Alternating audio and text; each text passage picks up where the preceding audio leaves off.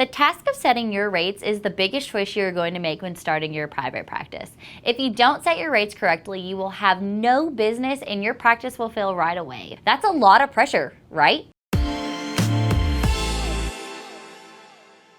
Hey, it's Becca here with Mindful Web Solutions. We create fun informational videos helping therapists grow their own private practices and recommend tools to help them along the way. Today I'm going to teach you how to set your rates in private practice. Before we dive in, I'd like to give you a quick overview of Mindful Web Solutions. We are a team of award-winning designers and marketers committing to helping therapists, counselors, and psychologists create a beautiful, custom, responsive website. For more information about what we do, click the link in the description below.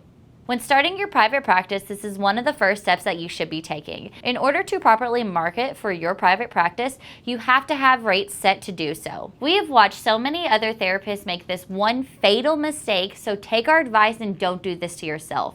Having the lowest rate in the area is this fatal mistake. Why, you may ask? Well, for starters, you're sending the message to the community that you are having trouble filling up your private practice, which makes you look like you aren't good at your job. It's the empty parking lot effect. If you drive up to a restaurant you've never been to before and the parking lot is empty, you most likely will assume that the restaurant isn't good and drive away simply because the lot is empty. The same concept follows you for your rates, so keep your rates near the rest of the crowd. It speaks volume about your value. Let's get started with how to calculate your ideal rate for private practice. First, you want to determine what your ideal income is for the year. Then you want to add in expenses for the year. Divide that number by the amount of weeks a year you plan on working. Then divide that number by the amount of hours a week you plan on seeing clients. The number you come up with is how much you should charge per an hour. Let me give you this example in numbers. Let's say your ideal income is $100,000. You will take $100,000, then add in your expenses, which we will say is $30,000. You take the $130,000 and divide it by the number of weeks you want to work a year, which we will say is 45. $2,888.89,